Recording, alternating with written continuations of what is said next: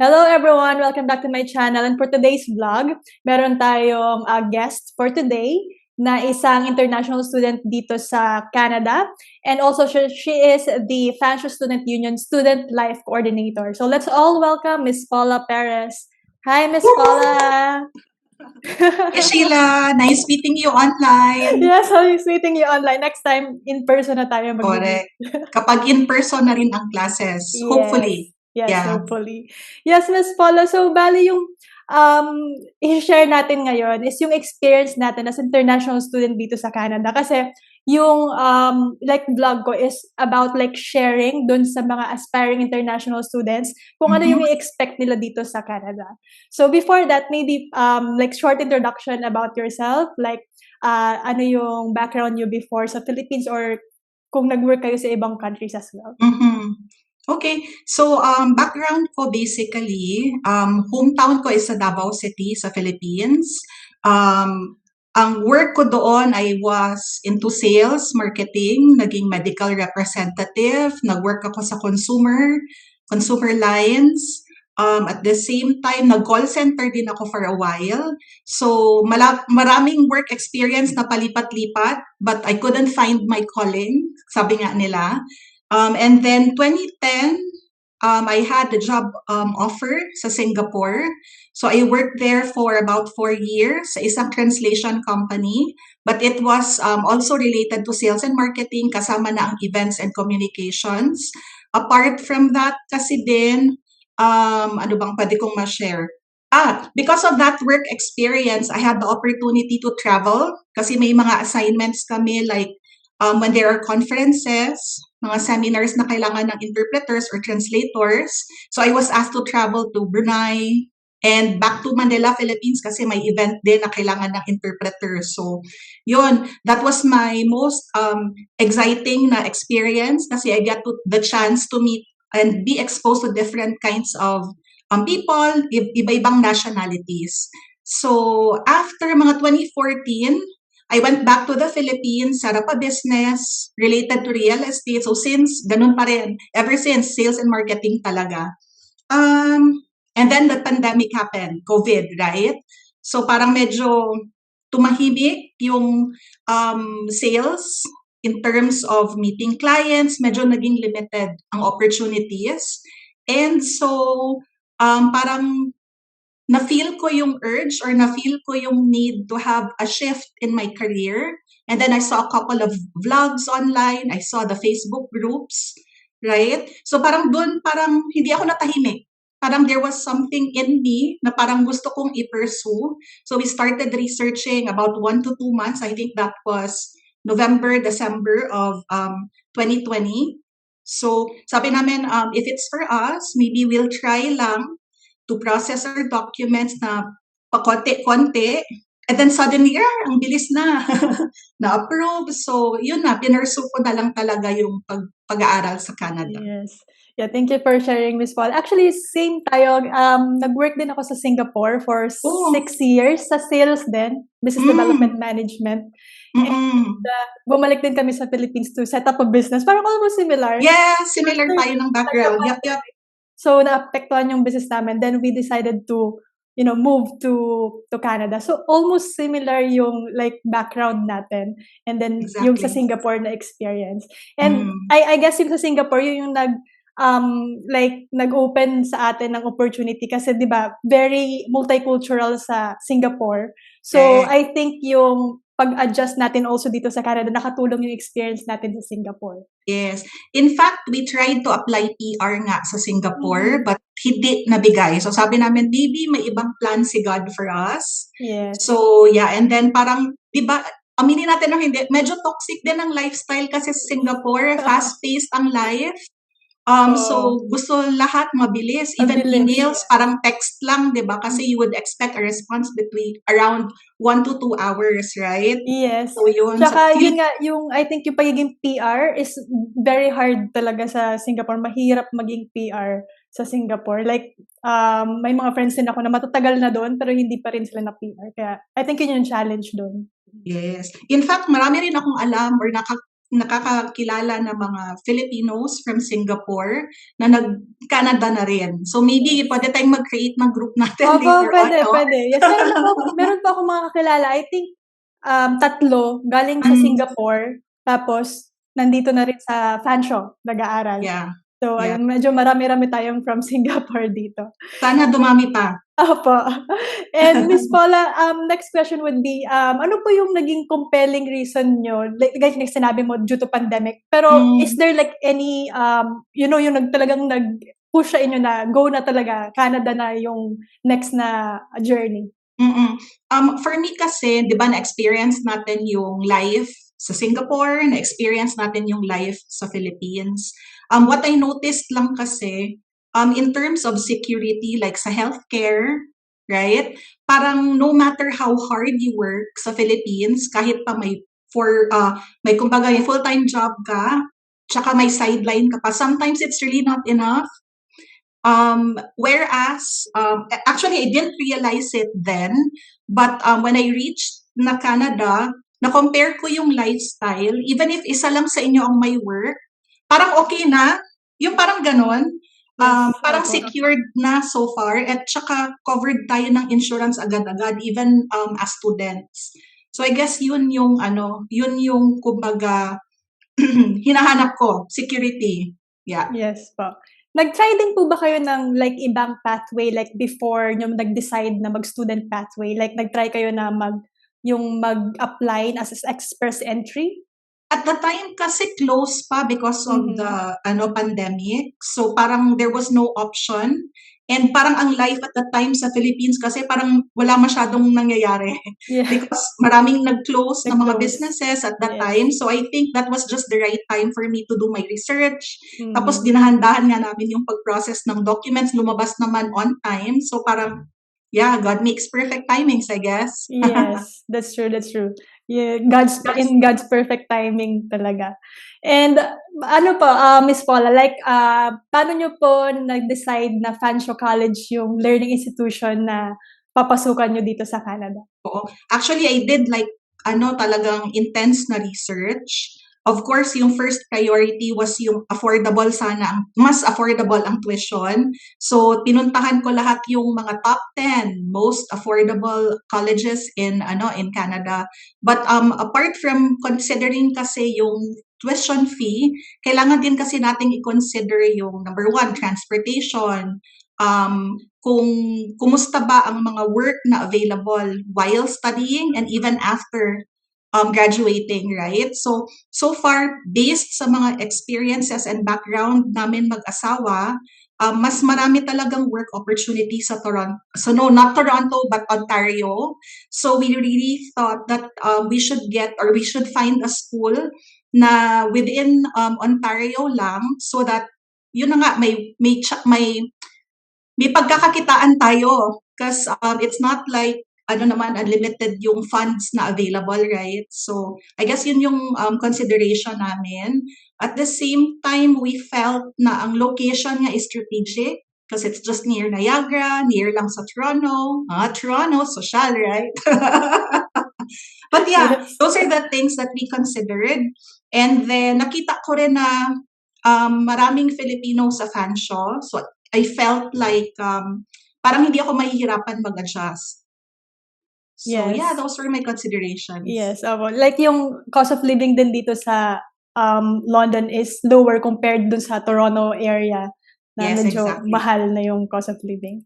Oo. And also, Miss Paula, kumusta naman yung yung like life nyo dito sa Canada in general? Like if maybe you will compare to Singapore, like kumusta po yung buhay nyo ngayon? Honestly, in terms of food, parang, I'm not sure with you but parang feeling ko mas mura ang food sa Singapore. Opo, mas mura No? daw. Kasi parang $5 pwede ka na Yes. sa Hawker kumain eh. Pwede na, correct. Oo, may food court, complete meal ka na with your $5. So dito kasi what I noticed, more on sila, parang individual restaurants. Yung food court nila sa mall is still a bit expensive. Yes po. But yeah, so sa food parang not really. But then again, in terms naman of lifestyle and quality of life, yun yung na-appreciate ko dito sa Canada. As mentioned, kahit isa lang ang may work, kasi there was a point kasi with our stay here, lalo na nung bago pa kami dito sa Canada, husband ko lang may work. But, kumbaga, sufficient yung kanyang salary to provide for us. Yun yung parang you would feel a sense of security. Tsaka you already have kasi yung insurance na nga, health insurance. So, kahit magkasakit ka, covered yung yung check-up, even yung prescription ng medicine mo. So, I guess that's one. Ano pa ba? Of course, yung temperature, malamig-lamig. So, feeling fresh tayo lagi, Yes. right? And then, yung surroundings, yung environment, it's very conducive to raise a family. What else? Bale po pala, Miss Paula, may tanong ako. Ano po yung work ng husband niyo, if you don't mind po? Yeah. Sa Philippines and sa Singapore, yung background niya is into paralegal. He was connected with an NGO, or if not, yung other experience niya naman sa law firm. He even got a certificate. He studied in Singapore for I think 1 year.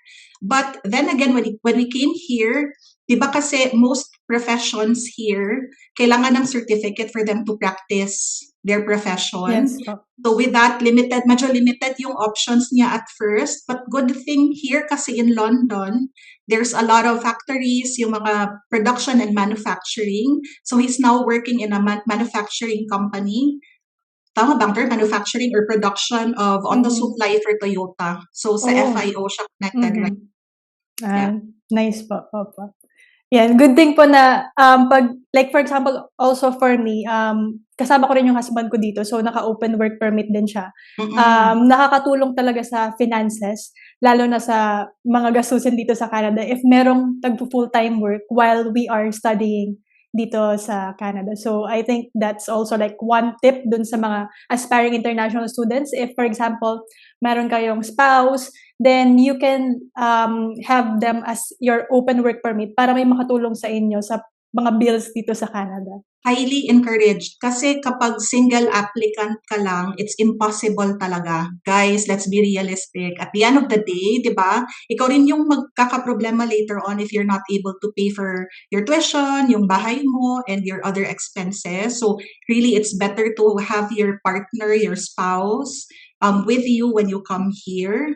I'm not sure lang din sa iba what they consider also kasi yung may mga anak, di ba after 18 months kasi of staying here, you'll get your childcare benefits din. So, yeah, yun, siguro malaking savings din for them. Kasi when we came here, we don't have kids. And fortunately, yun na nga sana God's plan, may babying paparating. Yes, congratulations! Thanks you. So, yun. So, yeah, marami talagang benefits na pwede nating i-enjoy. And yun lang, with the presence of the family, may moral support ka, apart from the financial support, of course, yeah. Yes. Thank you, Miss Paula, for sharing. And also, congratulations sa baby. Thank you. And also, Miss Paula, ano po yung, like, nag-graduate na po kayo, di ba? Like, 1+1 yung program niyo. Yes. Ano po yung programs niyo? Yes. Yung first program ko was Digital Communication Management. Yun na nga, nag-graduate na ako this year. And then, I'm on a break, working full-time sa Fanshawe Student Union this summer. And then, ngayong September, I'll be starting Marketing Management for my second program. Pero yun, 1-year program din. So, hopefully, we'll graduate again next year. Yes. Yeah, congratulations again, Miss Paula. And you've mentioned the Fanshawe Student Union. So, para dun sa mga aspiring international students natin, maybe you can brief us about Fanshawe Student Union and paano to nakakatulong sa mga students. So, Fanshawe Student Union is an organization for students serving students.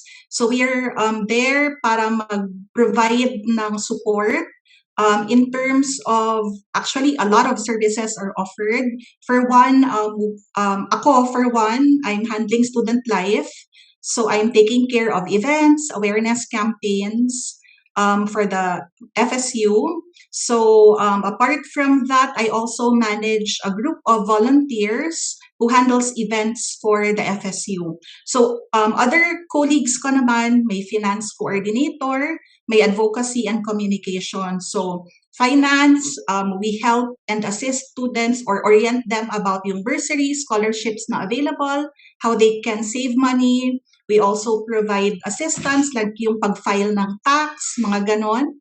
And then sa advocacies naman, we also have this class representative. I think you're one of the class reps, Yes po, right? yes. So may class reps program din si FSU where we encourage students to be student leaders who will lead their class or their program.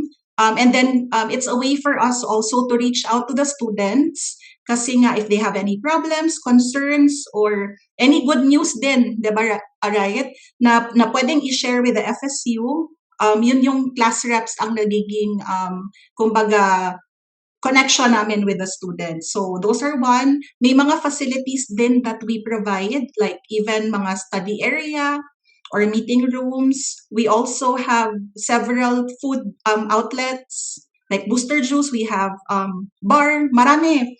So there's really a lot of things we offer for students to make sure also that yung student life nila will be well-rounded. Hindi lang focused sa academics, but may opportunity din for the students to meet other fellow students and to enjoy their life at Fanshawe College. Yes.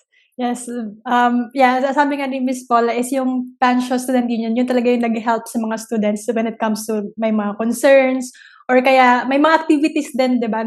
Sobrang daming activities like nung pumasok ako January and then also nung April, maraming activities yung Fanshawe Student Union para sa mga estudyante natin para ma-entertain naman. Like yung parang mailabas tayo dun sa very academic life, right? Yes. So merong mga entertainment na activities na makakatulong sa mga students natin. So Tsaka, most events are free. May Yes. free food, may free na mga merch or freebies, mga swag items. And it's not just yung libre na items, but it's the experience that we're trying to share para mas maka-adjust yung mga students with their college life.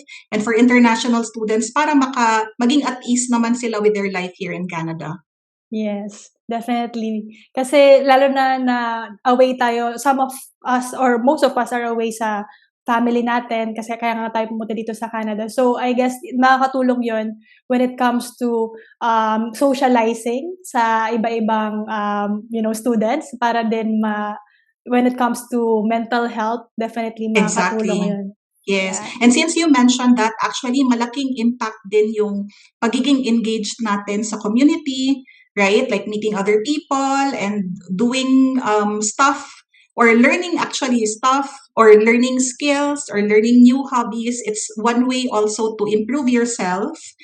It's one way to learn new skills na magiging helpful also to build your resume later on. Those are experiences na pwede mong ma-add to your resume and to your experience, which will help you build your career path later on. Yes. And talking about FSU, Miss Paula, ano po yung mga upcoming events ng FSU this coming fall semester para dun sa mga students natin this fall? Shout out sa mga Yes. students sa fall semester sa Fanshawe Hi, College. guys. Hi! So actually, marami ang activities and events. So ang kinakailangan lang is ang presence ng mga future Falcons natin. So first and foremost, September 6 magsa-start yung orientation. May president's barbecue tayo and there will be like a lot of booths sa school.